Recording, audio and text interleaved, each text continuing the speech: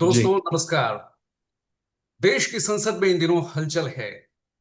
राजनीतिक रूप से तकरार है, पक्ष विपक्ष आमने सामने हैं और राहुल का और खासकर कांग्रेस का आक्रामक अंदाज है। हर मुद्दे पर वो सरकार को घेरते नजर आ रहे हैं। इन्हीं समसामयिक मुद्दों पर चर्चा के लिए हमारे साथ आज खास तौर पर जुड़े हैं कांग्रेस के प्रखर प्रवक्ता आलोक शर्मा जी। आलोक शर्मा जी, स्वागत है आपका। धन्यवाद। जी, देश जानना चाहता है और जो चर्चा सबसे ज्यादा है वो है ट्रंप की। आखिर ट्रंप ने सरकार को सीज फायर पर तो बुरी तरह घेरा और कांग्रेस ने चर्चा कराने की मांग मांग की। सरकार ने चर्चा भी करवाई, लेकिन उस चर्चा से क्या निकला? राहुल ने खुली चुनौती दी सदन के पटल पर पीएम मोदी को कि आप नाम लेके ट्रंप से कह दो कि वो ट्रंप झूठे हैं। लेकिन पीएम मोदी इसकी हिम्मत नहीं जुटा पाए। तो कांग्रेस के लिए ये एज है, एक परसेप्शन के पॉइंट ऑफ व्यू से, जो देश की जनता के सामने वो रखना चाहती थी। देखिए श्वेताब जी, ये कोई पॉइंट स्कोरिंग का विषय नहीं है। पहलगांव अपने आप में एक बहुत दुखद विषय रहा। और जिस तरह से 26 जानें गई और फिर उसके बाद ऑपरेशन सिंदूर में 10 जवान शहीद हुए हमारे, 50 से ज्यादा सिविलियंस चले गए पुंछ जिले के और डोडा तमाम जिलों के। जी। उनके ड्रोन्स जो हैं वो चंडीगढ़ तक पहुंच गए। तो ये पार्टीगत दलगत जो राजनीति है उससे उठकर विषय था। और इसीलिए पूरे विपक्ष ने सरकार का साथ दिया कि हम आपके साथ खड़े हैं, आपको जो एक्शन लेना है स्ट्रांग से स्ट्रांग, पूरा जी। देश आपके साथ खड़ा है। तो इसमें पॉइंट स्कोरिंग या कांग्रेस बीजेपी का कहीं पर कोई विषय नहीं है। लेकिन दुर्भाग्य ये है कि मोदी जी एक बार भी ट्रंप को ये नहीं कह पाए कि आप झूठ बोल रहे हैं। देखिए, या तो ट्रंप झूठ बोल रहे हैं, मोदी जी झूठ बोल रहे हैं, कोई एक तो झूठ बोल रहा है। अब ट्रंप आधा घंटे पहले ट्वीट करके सीज फायर की बात करते हैं और हमारी सरकार आधा घंटे के बाद करती है। फिर अगले दिन एक स्टोरी आती है कि साहब पाकिस्तान के डीजीएमओ का फोन आया था और हमारे डीजीएमओ ने एक्सेप्ट कर लिया। तो भाई, बड़ा भारी दिल वाला डीजीएमओ बैठा रखा है हिंदुस्तान की फौज ने। और डीजीएमओ को पावर किसने दे दी? कैबिनेट ने दे दी, डिफेंस मिनिस्टर ने दे दी, प्रधानमंत्री ने दे दी, किसने दे दी? हम्म। कि डीजीएमओ लेवल का एक अधिकारी, मेजर जनरल रैंक का अधिकारी सीज फायर का एक्शन ले सकता है? क्या उसने कहीं अपने सीनियर से कंसल्ट किया था? उन सीनियर्स को किसने परमिशन दी? 30-32 बार जब ट्रंप एक बात को रिपीट कर रहे हैं, तो क्या देश के प्रधानमंत्री इतनी भी हिम्मत नहीं जुटा पाए एक बार कह दें कि ट्रंप आप झूठ बोल रहे हैं? लेकिन मोदी जी नहीं कह पाएंगे। कोई ना कोई मोटी नस मोदी जी की जो है वो ट्रंप के पास कहीं ना कहीं दबी हुई, जिसकी वजह से मोदी जी एक शब्द भी नहीं बोल पा रहे हैं। और ना उनके कैबिनेट में कोई बोलता है। ऑपरेशन सिंदूर के नाम पर बिहार में जाकर तुरंत अगले दिन वोट मांगने लग गए और बिहार में जाकर अंग्रेजी बोलने लगे। लेकिन मोदी जी एक बार भी ट्रंप को झूठा नहीं कह पाए। तो सरकार जो कर रही है उससे बहुत सारे सवाल खड़े होते हैं। पहला सवाल खड़ा होता है, भाई 26 जो हमारे नागरिक निर्दोष मारे गए, उनके लिए जिम्मेदार कौन है? वो आतंकवादी वहां तक कैसे पहुंचे? बिल्कुल। 100 दिन तक ये सरकार उन आतंकवादियों के नाम भी क्यों नहीं बता पाई? संसद में जिस दिन चर्चा है उसी दिन एनकाउंटर होता है, 3 आतंकवादी मारे जाते हैं और फिर कोई क्लियर कट स्टेटमेंट उनके ऊपर भी नहीं आता है। इनमें मास्टरमाइंड था, इनमें एक ऐसा था, इनमें दूसरा वैसा था। इस तरह की तमाम तरह की स्टोरीज आती हैं। चलिए, हम वो भी मान लेते हैं। अब बात आती है सीज फायर किसने कराया। सरकार की बात मान लेते हैं, भाई डीजीएमओ ने, पाकिस्तान के डीजीएमओ ने घुटने टेक के नाक रगड़ के हमारे डीजीएमओ से कहा कि भाई बस कीजिए, बस, यही सरकार के शब्द हैं। बिल्कुल। तो भाई, आपको सरकार को किसने ये डीजीएमओ को परमिशन दी कि आप अपने स्वतः फैसला ले लें, जब पूरा विपक्ष आपके साथ खड़ा है? ऑल पार्टी जाहिर जब मीटिंग, सरकार ने ही। ऑल पार्टी जी। ऑल पार्टी मीटिंग में प्रधानमंत्री गायब हो जाते हैं, बिल्कुल। बॉम्बे जाके फिल्म कलाकारों से मिलते हैं। एक दिन का जो हम स्पेशल सेशन बुलाते हैं वो बुलाने की हिम्मत नहीं जुटा पाती है सरकार। मोदी जी लोकसभा में लफाजी करते हैं, इधर की बात उधर की बात, वहां की बात यहाँ की बात, और राज्यसभा से फिर गायब हो जाते हैं। पंडित नेहरू से शुरू करते हैं कोसना। हम पूछ रहे हैं, भाई दिल्ली से कानपुर का रास्ता कौन सा है? लखनऊ ये ने। कहते हैं कि साहब दिल्ली से रोहतक का रास्ता बड़ा खराब है। अरे भाई, हम पूछ ही नहीं रहे वो। नहीं नहीं, जी। पानीपत नजदीक है। अरे भाई, हम पानीपत का पूछ ही नहीं रहे। जनता पूछ रही है दिल्ली से कानपुर का रास्ता कौन सा रूट है। हम पूछ रहे हैं कि भाई इंटेलिजेंस फेलियर हुआ तो किसके ऊपर गाज गिरी। हम पूछ रहे हैं भाई पुलवामा हुआ था, आज 6 साल हो गए, जिम्मेदार कौन है? एनआईए की रिपोर्ट कहाँ है? किसी सवाल का इनके पास जवाब नहीं। ट्रंप और चीन से तो पता नहीं क्या, मतलब जैसे कहते हैं ना, कहावत है, घिघी बन जाती है इनकी। एक शब्द नहीं बोल पाते, ना चीन का नाम ले पाते। चीन ने 80% पूरे हथियार दे के पाकिस्तान को हमारे सामने खड़ा कर दिया, हमारे राफेल मार गिराए, और चीन के वीजा फ्री कर दिए इन्होंने। और हमारे विदेश मंत्री तो मतलब अनूठे साहब हैं, वो तो मतलब कौन सी मिट्टी के बने हैं वो, कहाँ से पढ़े हैं वो, क्या हैं भगवान जाने। उन्होंने पाकिस्तान को पहले पेपर लीक कर दिया, जैसे आजकल एसएससी के यूपीएससी के तमाम पेपरों का सुनने में आता है। उन्होंने पेपर ही लीक कर दिया पहले कि साहब हम तो केवल इन ठिकानों पर डालेंगे। अरे भाई तुम पहले ही फोन कर दो कि क्या आतंकवादी वहां बैठ के नमाज पढ़ते मिलेंगे आपको। ये सरकार बोगस सरकार है, कमजोर प्रधानमंत्री है। हिंदुस्तान के इतिहास में इतनी बोगस और कमजोर सरकार नहीं आई जिसने ट्रंप के सामने सरेंडर कर दिया। आलोक जी, लेकिन उस पे एक सवाल ये उठता है कि आज ट्रम्प का एक था सीज फायर पे, जिसे लेकर पूरे विपक्ष ने सरकार को घेरा एक एक करके, और सरकार बैकफुट पर नजर आई। सरकार अपनी ओर से हर संभव वो कहने की कोशिश करती रही जिससे उसकी फेस सेविंग हो सके। लेकिन जब आज ट्रंप ने 25% टैरिफ का ऐलान किया, टैरिफ बम फोड़ा, तो राहुल ने कहा कि इंडियन इकोनॉमी इज डेड। तो सवाल यह है कि बतौर नेता प्रतिपक्ष, क्या राहुल को यह बात कहनी चाहिए कि इंडियन इकोनॉमी इज डेड? क्या वाकई इंडियन इकोनॉमी डेड है? मानते हैं कि सरकार ने कुछ कदम ऐसे उठाए हैं जिससे प्रभाव पड़ा है, लेकिन बतौर नेता प्रतिपक्ष क्या अपने ही देश की बुराई करना, क्या एक तरह से ये सहूलियत वाली राजनीति नहीं है कि ट्रंप सीज फायर, तो उसके खिलाफ अब पीएम को कटघरे में खड़ा खड़ा कर रहे हैं पूरी सरकार को। और अब ट्रंप जब, क्योंकि ट्रंप की तो आदत है, वो तो उसके 4 मीडिया हाउसेस को भी फेक न्यूज डिक्लेयर कर देते हैं। देखिए, दो आपके सवाल के श्वेताब जी, दो हिस्से हैं। पहला हिस्सा है इकोनॉमी से रिलेटेड कि डेड जी। इकोनॉमी है कि नहीं। और दूसरा हिस्सा राहुल जी है का कहना। ट्रंप दूसरा हिस्सा है ट्रंप के ऊपर कि भाई वो अ, सब लोग कह रहे हैं झूठे हैं, झूठ बोलते रहते हैं, और वो उनके फेक न्यूज बना देते हैं। सब तमाम तरह की स्टोरीज आजकल हिंदुस्तान का गोदी मीडिया चला रहा है। तो मैं तो दो तीन सवाल पूछना चाहता हूं।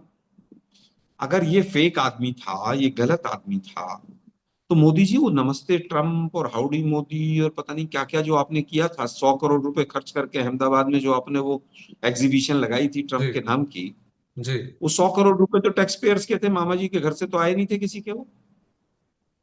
उस समय नहीं पता था आपको, जब आप उसका हाथ पकड़ के और जबरदस्ती गले पड़ रहे थे उसके। और ये आरएसएस वाले संघी जो हैं, ये गली गली मोहल्ले मोहल्ले नुक्कड़ नुक्कड़ हवन करते घूम रहे थे, लॉन्ग लिव ट्रम्प और विन विन ट्रम्प और पता नहीं क्या क्या करते घूम रहे थे। और हिंदुस्तान का गोदी मीडिया कैमरा लेके बिल्कुल हवन कुंड में उतरा हुआ था। तब इनको समझ नहीं आया था कि ट्रंप कैसा है कैसा नहीं। तब भी हमने कहा था कि विदेश नीति का हमारी का हिस्सा नहीं है। हम पंचशील के सिद्धांत पर चलने वाले लोग हैं। हम हम्म। किसी ग्रुप में नहीं रहे पंडित नेहरू जी के समय से। बिल्कुल। कौन बिल्कुल। देश में, किस देश में कौन जीतता है कौन नहीं जीतता है, ये हमारा मैटर नहीं है, हमारा बिजनेस नहीं है। बिल्कुल। जो बाइडेन जीते, ट्रंप जीते, फलान जीते, कोई भी जीते। अब जो बाइडेन जीते और 2.5 साल तक हमें उन्होंने एम्बेसडर भी नहीं दिया। अपने पूरे कार्यकाल के दौरान जम्मू कश्मीर पे जो बाइडेन का क्या रुख रहा वो पूरे देश ने देखा। पूरी टेक्नोलॉजी रोक के रखी उन्होंने। जो फिफ्थ और सिक्स जनरेशन की जो हमारे पास टेक्नोलॉजी थी, सारी जो बाइडेन ने रोक दी, क्योंकि आप नमस्ते ट्रंप करते घूम रहे थे। तो मैं समझता हूं कि ट्रंप कैसा है कैसा नहीं है वो डिस्कशन का विषय नहीं। विषय ये है कि हमारी फॉरेन पॉलिसी ट्रंप चला रहे हैं क्या? रशिया से हम तेल खरीदेंगे कि नहीं खरीदेंगे, ट्रंप डिसाइड करेंगे क्या? क्यों नहीं सरकार बोलती कि ट्रंप चुप रहो? राहुल गांधी जी ने संसद में खड़े होकर कहा कि आपके अंदर अगर हिम्मत है, जबकि मैं राहुल जी की बात से एक से सहमत नहीं हूं। उन्होंने मोदी जी की तुलना इंदिरा गांधी से की। ये घोर अनर्थ है। अगर 50% भी हैं तो आप बताएं। मैं कहता हूं तुलना ही नहीं हो सकती। मैं सहमत नहीं हूं राहुल जी की इस बात से। कहां इंदिरा गांधी, कहां ये। अब आपका पहला प्रश्न लेते हैं। आपने कहा कि डेड इकोनॉमी कहना क्या एलओपी के लिए ठीक है कि नहीं? बिल्कुल। श्वेताब जी, क्योंकि क्योंकि आलोक जी, जिसमें ऐड कर दूं, क्योंकि लोग ये कह रहे हैं कि आप नेता प्रतिपक्ष है और आप जो कहते हैं वो पाकिस्तान के चैनलों की हेडलाइंस बनती है। और मोदी जी ने सदन के भाषण में ये कहा कि आपका रिमोट कंट्रोल, कांग्रेस का रिमोट कंट्रोल तो पाकिस्तान के रिमोट से तय होता है। देखिए मुझे लगता है कि बीजेपी वाले और अंधभक्त जो हैं, जब तक पाकिस्तान पाकिस्तान की दो चार माला नहीं जप लेना, तब तक इनको नींद भी नहीं आती होगी रात को। मतलब एक बार आए मोदी जी पूरे सेशन में संसद में हिम्मत करके 1.25 घंटे 1.5 घंटे का भाषण दिया, 16 बार पंडित नेहरू का नाम लिया और इतने ही बार पाकिस्तान का नाम ले लिया। मैं तो कह रहा हूं ना, हम पूछ रहे थे कानपुर का रास्ता कैसा है, ये कह रहे हैं मेरठ में रास्ता खराब हुआ पड़ा है। अरे भाई, हम कानपुर का रास्ता पूछ रहे हैं, इधर की बात उधर की बात।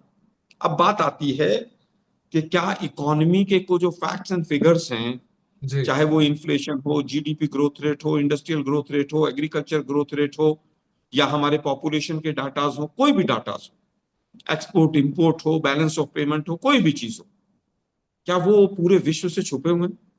क्या इतनी मोटी वो जो फरवरी में इकोनॉमिक सर्वे की बुकलेट आती है, वो इन एम्बेसीज में नहीं जाती है? ये बताना नहीं बताना, ये हमारे बताने से ही कुछ होगा क्या? क्या पूरी दुनिया को नहीं पता कि इन्फ्लेशन हाईएस्ट है? क्या दिल्ली और हरियाणा वालों को नहीं पता कि पेट्रोल 100 रुपए के करीब हम खरीद रहे हैं? कौन सी चीज आज की तारीख में छुपी हुई? अमेरिका के पास इतना भयंकर इंटेलिजेंस का अपना सिस्टम है, चाइना के पास है, उनके इतने बड़े बड़े सर्वर्स इंडिया में रखे हैं, इतने भारी भारी सैटेलाइट ऊपर उड़ रहे हैं। मैं और आप बात कर रहे हैं, अमेरिका की टेक्नोलॉजी इतनी फास्ट है, पूरा रिकॉर्ड कर सकते हैं। जहां तक मैं समझता हूं, मैं भी एक टेक्नोक्रेट हूं, दुर्भाग्य ये है कि शत्रुमुर्ख के आंख बंद करने से खतरा टलेगा नहीं। हम बार बार कह रहे हैं कि आप जिस तरह से इकोनॉमी को चला रहे हैं, आप हमारी सुन के ही राजी नहीं। दुर्भाग्य ये है कि एंटायर पॉलिटिकल साइंस का व्यक्ति पूरे देश को चला रहा है, हिस्ट्री का ऑनर्स का व्यक्ति आरबीआई का गवर्नर बना दिया जाता है, और आरएसएस आइडियोलॉजी देती है इनको। तो इकोनॉमी तो कहीं है ही नहीं ना। निर्मला सीतारमन कहती है मैं तो प्याज और लहसुन खाती नहीं हूं, मैं ऐसी फैमिली से आती हूँ। मतलब ऐसा तो वित्त मंत्री है हमारा। शुरू में जो वित्त मंत्री रहे अरुण जेटली साहब, आज वो नहीं है, मैं सम्मान करता हूं, उनके पास 3 3 मंत्रालय थे।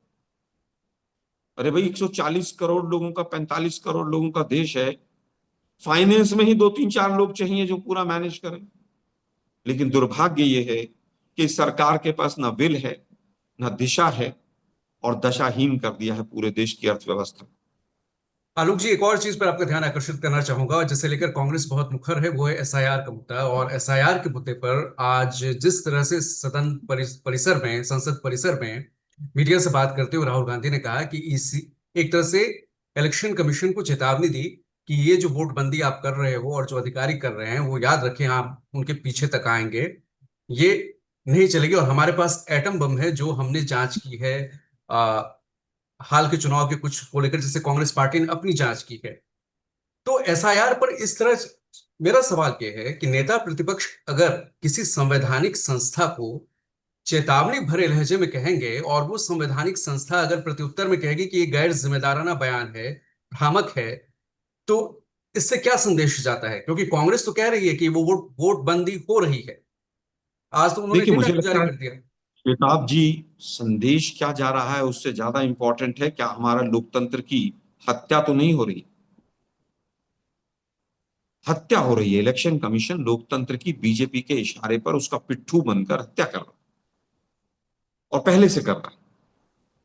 तमाम संवैधानिक संस्थाओं को इन्होंने अपनी मुट्ठी में कर रखा है, और जब कोई सवाल उठता है तो संवैधानिक संस्थाओं के पीछे छुप के खड़े हो जाते हैं। आलोक वर्मा सीबीआई के डायरेक्टर, राफेल की जांच के बाद आज तक पेंशन नहीं मिलती बेचारे को। ईडी का डायरेक्टर 5 साल तक संजय मिश्रा बिना किसी परमिशन के गैर कानूनी तरीके से अपने पद पर 5 साल तक रहा। ये सुप्रीम कोर्ट कह रहा है, हम नहीं कह रहे। आज भी शायद उसी घर में रहता है, सरकारी बंगले में वो। इलेक्शन कमीशन में इलेक्शन कमिश्नर्स की नियुक्ति से लेकर और वोट गिनती तक हर स्टेज पर इलेक्शन कमीशन पूरी तरह से नतमस्तक है। क्योंकि उनको यही चीज सिखाकर, यही बताकर इलेक्शन कमिश्नर बनाया जाता है। चीफ जस्टिस को हटा दिया, सुप्रीम कोर्ट की डायरेक्शन के बाद भी यस हटा यस, दिया। बिल्कुल। तो पहले सिलेक्शन वहां पर अपने लोगों का करेंगे हम। फिर कई तरह के मोडस ऑपरेंडी आए हैं शताब जी। पहला मोडस ऑपरेंडी आया है जिसको हम चंडीगढ़ मॉडल कहते हैं। याद होगा, जी एक अनिल मसीह थे बीजेपी के कार्यकर्ता, वो उस हाउस के मेंबर भी थे। वो ऐसे ऊपर देख रहे थे, क्या देख रहे थे कि सीसीटीवी कैमरे में कुछ नोट तो नहीं हो रहा है, और फिर वो पर्चियों को गिन रहे थे। यही हो रहा था। जी जी, बिल्कुल। सुप्रीम कोर्ट में वो गिल्टी प्रूव हुए। सुप्रीम कोर्ट में, मैं तो सुप्रीम कोर्ट पर भी प्रश्न चिन्ह लगाता हूं। अगर एक व्यक्ति इस तरह से, आपने सरेआम पाया कि वो लोकतंत्र की हत्या कर रहा था, लोकतंत्र की चोरी कर रहा था, तो आपने सजा क्यों नहीं दी, उसको छोड़ क्यों दिया? चलिए, सुप्रीम कोर्ट के हो सकता है कुछ कानूनी ऐसे पहलू रहे हों। इलेक्शन कमीशन क्या मतलब बिल में घुसा हुआ है, सो रहा था क्या? इतनी बेइज्जती हुई, लेकिन वो छोड़ दिया गया क्योंकि वो बीजेपी का आदमी था। एक चंडीगढ़ मॉडल था। दूसरा हरियाणा महाराष्ट्र मॉडल था कि 6 महीने में 56 लाख वोट बढ़ा दो। हम्म। कौन है, कहां से आए, पता ही नहीं चला। और फिर उनकी वोट भी डल गई। अरे भाई, कोई पेगासस मॉडल है क्या ये? 6 महीने में 56 लाख लोग कहां से आ गए? 45 साल एज, 50 साल एज, फोटो किसी का, नाम किसी का, क्या है पता नहीं। 1 साल तक हम मांगते रहे कि भाई वो उसकी लिस्ट दे दो हमें इलेक्ट्रॉनिक फॉर्म में, जो रीडेबल हो। हम्म। तुरंत संसद में कानून आता है कि सीसीटीवी फुटेज और इलेक्ट्रॉनिक फॉर्म में अब कुछ नहीं दिया जाएगा। इलेक्शन कमीशन को बचाने का काम कौन करता है? सरकार करती है। इलेक्शन कमीशन सेफ, कि हाँ चलो अब हम बच गए, हमारी जान छूटी। महाराष्ट्र पर हम चर्चा ही कर रहे थे, महाराष्ट्र पे सवाल ही उठ रहे थे। इन्होंने कहा कि छोड़िए, अब बिहार पर चर्चा करो, आ जाओ बिहार में। इलेक्शन कमीशन ने पूरा देश बिहार में खींच लिया। और वो कह रहे हैं साहब अब हम एसआईआर करेंगे, स्पेशल इंटेंसिव रिवीजन। उसमें जितने लोग मर गए हैं, वो कह रहे हैं कि साहब लगभग 18 लाख लोग ऐसे हैं जो 2003 के बाद मर गए, उनके नाम काटेंगे। वो इसमें 22 लाख बांग्लादेशी है। हैं, जी जी, इसमें 22 लाख का आंकड़ा उन्होंने दिया लेटेस्ट। 22 लाख का। चलिए, हाँ। 22 लाख लोग जो हैं अभी तक वोट डाल रहे थे। वो आते थे स्वर्ग लोक से, नरक लोक से, आके मोदी जी को वोट दे के चले जाते थे। इनके 39 39 सांसद 40 में से जीत गए 2019 में। तो क्या वो फेक वोटों से जीते थे मोदी जी? अब पूरा देश कहाँ चला गया साहब? वहां चलो। अब आधार कार्ड को नहीं मांगेंगे हम, ये 11 हैं। और फिर जो गड़बड़ दिखाई दी सड़कों के ऊपर, गलियों में, बीएलओ क्या कर रहे हैं, 2 फॉर्म की जगह एक फॉर्म, बीएलओ ही भर के साइन मार रहे हैं। बीजेपी की महिला अध्यक्ष बैठी हुई हैं, वही फॉर्म फिलअप करने लग रही हैं। ये बहुत सारे फिर वीडियोस अब आए सुनने हैं में आ अब, रहा और है, बिल्कुल। बहुत सारे वीडियोज है, 52 54 लाख कह रहे हैं कि साहब वोट कट जाएंगे। मैटर 65 सुप्रीम कोर्ट लाख, चला गया। 65 लाख वोट कटे हैं अभी के रिकॉर्ड पे। और इलेक्शन कमीशन बताइए ने आप, ये जो पिछली बार, आंकड़े जारी किए हैं उसमें कहीं कोई उनकी त्रुटि नहीं है। वो कह रहे हैं सब कुछ स्मूथली हो गया है। मैं कह रहा हूँ श्वेताब जी, जो इलेक्शन कमीशन पिछले 15 साल में डेड लोगों के वोट नहीं काट पाया, उसने एक महीने के अंदर 8 करोड़ लोगों का पूरा सर्वे करके और उनका वोट बना दिए, काट दिए। मतलब पूरे देश को बेवकूफ बना रहे। वो कह रहे हैं साहब बांग्लादेशी हैं, इसमें मुस्लिम हैं, इसमें ये है। अरे भाई, 11 साल से आपकी सरकार केंद्र में है, 20 साल से आपकी सरकार बिहार में है। आप किसको बेवकूफ बना रहे हैं? लेकिन दुर्भाग्य ये है, हमें जिस तरह की सुप्रीम कोर्ट से उम्मीद थी वैसा जजमेंट सुप्रीम कोर्ट का भी नहीं है। सुप्रीम कोर्ट कह रहा है हम एडवाइज कर रहे हैं इलेक्शन कमीशन को। मतलब हम्म। सुप्रीम कोर्ट अब एडवाइजरी बॉडी बन गई है। हम तो सुनते थे एपिडिटेट कोर्ट है, अपील होती है हाई कोर्ट के बाद, और फिर वहां सुप्रीम कोर्ट में या कुछ फंडामेंटल राइट्स के मैटर जाते हैं, और उसके बाद जो है सुप्रीम कोर्ट फैसला सुनाता है। हम एडवाइज कर रहे हैं, हम प्रपोज कर रहे हैं। अब इलेक्शन कमीशन कितना संविधान को मानता है, कितना सुप्रीम कोर्ट को, और बीजेपी कितना मानती है, तो बाद में पता चलेगा। आधार कार्ड से आपके सारे सर्टिफिकेट्स बनते हैं, सारी केंद्र की योजनाएं चलती हैं। लेकिन वोटर और आधार माने नहीं। कार्ड, और आधार कार्ड से कुत्ते का जो है वो निवास प्रमाण पत्र बन जाता है बिहार में, कुत्ते का। हाँ, डॉगी जिस साहब का देश बन गया में है।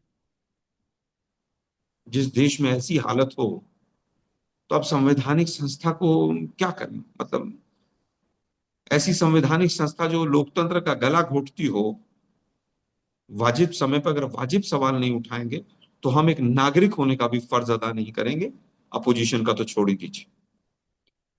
और एक चीज और जिसके लेकर आपने आज बहुत हद तक चर्चा की कि कांग्रेस पर दो आरोप लगते हैं बीजेपी की ओर से।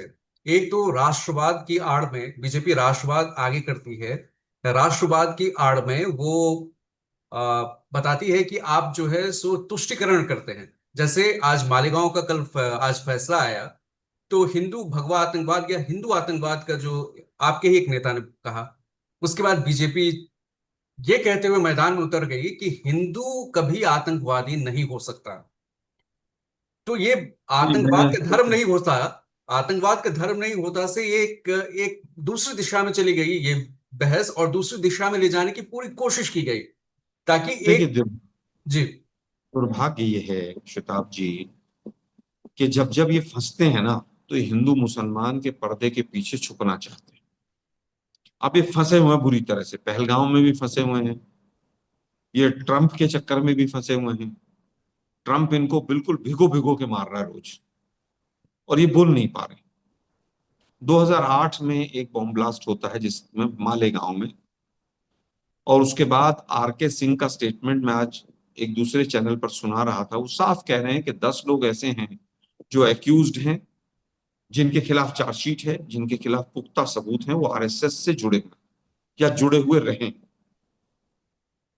उसके बाद एटीएस तमाम सबूत इकट्ठे करती है, हेमंत करकरे अपने लैपटॉप में सारे सबूतों को रखते हैं, और एटीएस जो है वहां पर मकोका कोर्ट में एक सीडी जमा करती है। 2011 में एक केस मकोका से एनआईए के पास आ जाता है। हम्म।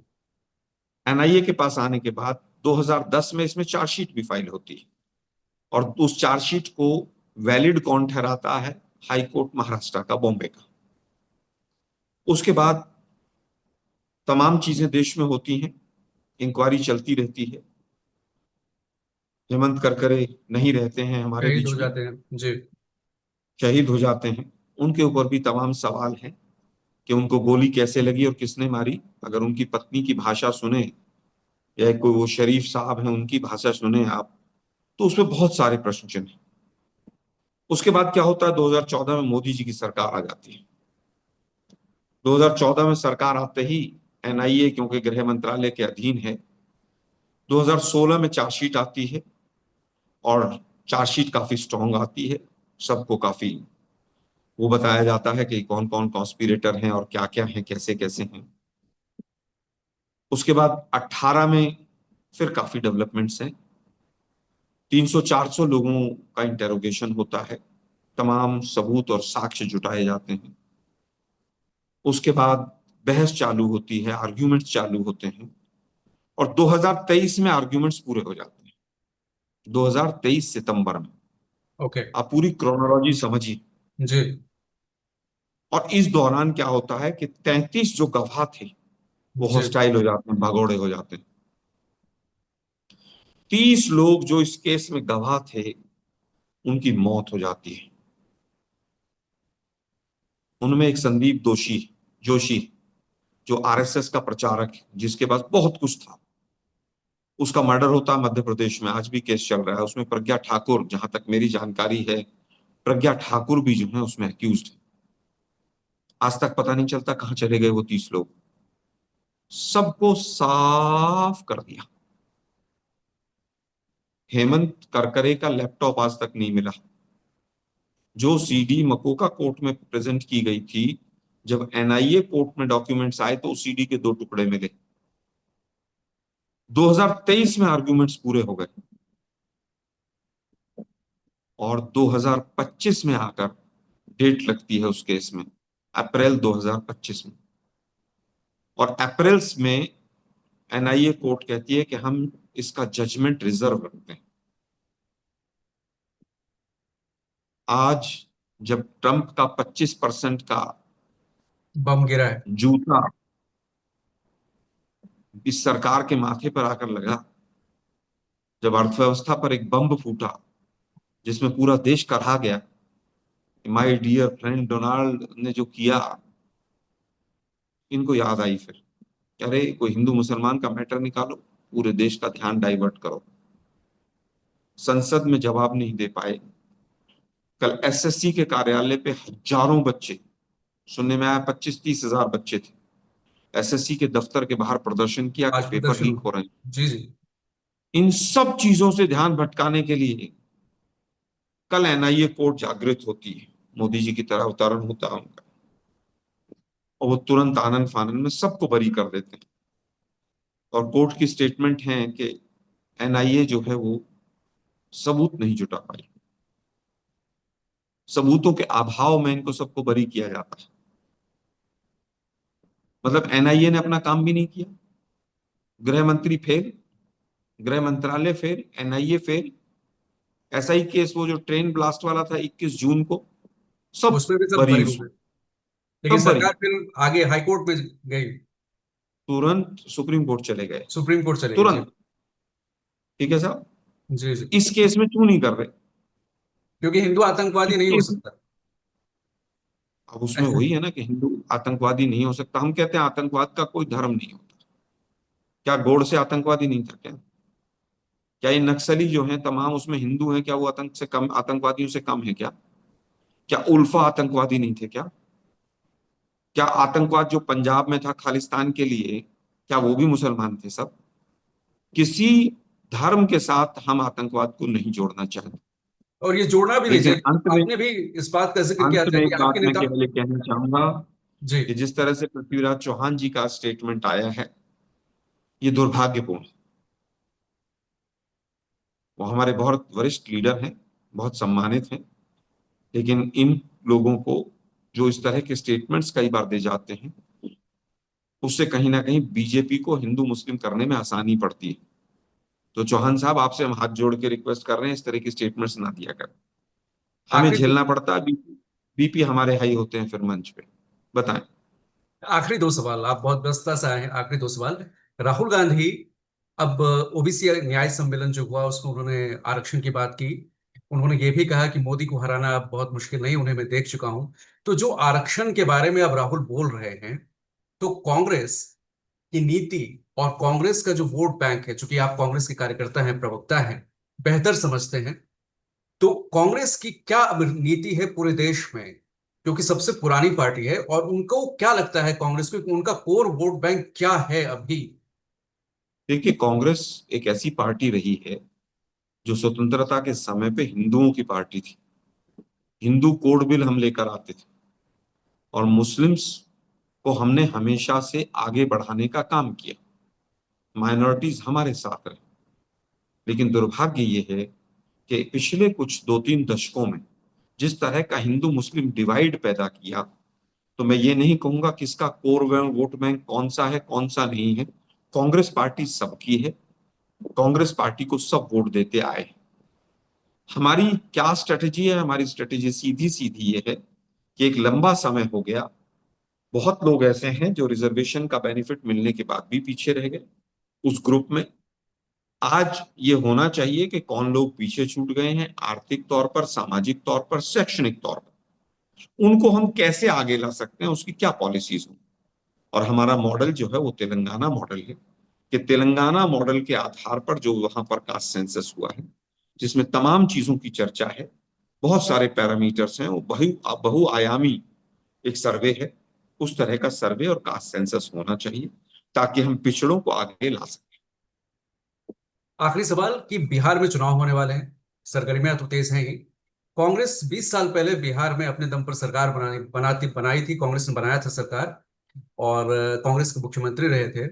उस वक्त बिहार और झारखंड एक थे। उसके 20 सालों बाद अब कांग्रेस दोबारा सत्ता में वापस नहीं आ पाई है, और आरजेडी एक बड़े भाई की भूमिका में। हालांकि जमीन पर हालात ये है कि ना तो बीजेपी अपने दम पर, ना नीतीश अपने दम पर, और ना ही कांग्रेस या आरजेडी अपने दम पर वहां सरकार बना सकती है। अभी तक के आंकड़े जो है, अभी लेटेस्ट यही कह रहे हैं। कांग्रेस बिहार में अपने पुनरुद्धार के लिए, नए जीवन के लिए क्या रास्ते देख रही है, और कांग्रेस अपने अंदर क्या वो चीजें, किस दिशा में आगे बढ़ रही है अपने में सुधार के लिए, ताकि वो आत्मनिर्भर सही मायनों में हो सके? देखिए, मुझे लगता है 89 के बाद अलायंस का युग रहा है। वीपी सिंह की सरकार बनी उसके बाद से, तो अलायंस ही के साथ ही हम पूरा इंडिया गठबंधन जो है बिहार में चुनाव लड़ेगा। सीट डिस्ट्रीब्यूशन होगी। हमने जो काम किए हैं, जब भी हमारा कुछ समय रहा बीच में, 2015 में भी रहा, उसके बाद भी रहा, तो जो जो काम हमने अच्छे किए हैं उनके नाम पर हम वोट मांगेंगे। बिहार में जितनी समस्याएं आज हैं उतनी ही 20 साल पहले भी थी। नीतीश कुमार ने बिहार को डुबोया है। चाहे वो सोशल इंडिकेटर्स देख लीजिए, चाहे वो इकोनॉमिक इंडिकेटर्स देख लीजिए, चाहे पलायन देख लीजिए, चाहे बाढ़ देख लीजिए, चाहे पर कैपिटा इनकम देख लीजिए, चाहे इन्फेंट मोर्टेलिटी रेट देख लीजिए। बिहार आज भी फिसड्डी राज्यों में ही है।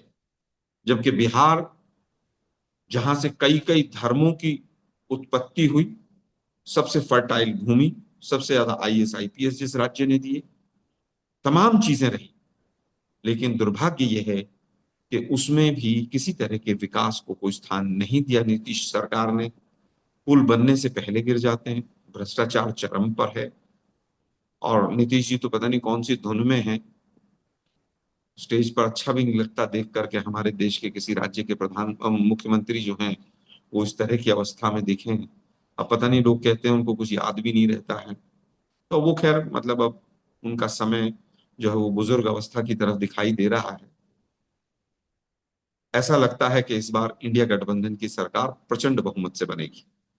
प्रचंड बहुमत बने आपकी उम्मीद है। और एक आखिरी सवाल, दिस इज लास्ट, कि पीके जिन्होंने कहा है कि उन्होंने सबसे ज्यादा एक बार चैलेंज दिया था कांग्रेस को रिवाइव करने का, और जो अब हाल फिलहाल बहुत सारे इंटरव्यूज उन्होंने दिए हैं, पदयात्रा कर रहे हैं, उन्होंने कहा कि मेरे लिए चैलेंज था कांग्रेस को रिवाइव करना, क्योंकि मैं चैलेंज लेना पसंद करता हूं, वो मेरा अधूरा रह गया। आप पीके के बारे में कह दीजिए बतौर कांग्रेस प्रवक्ता, PK means what to Congress and in this election? हमारे लिए एक भारतीय नागरिक हैं वो, प्रोफेशनल रहे हैं, कभी मोदी को जिताया, कभी ममता जी के साथ रहे, कभी कांग्रेस के साथ रहे, कभी चंद्रबाबू के साथ रहे, कभी नीतीश के साथ रहे। प्रोफेशन है उनका। इस बार वो खुद मैदान में है, जनता तय करेगी।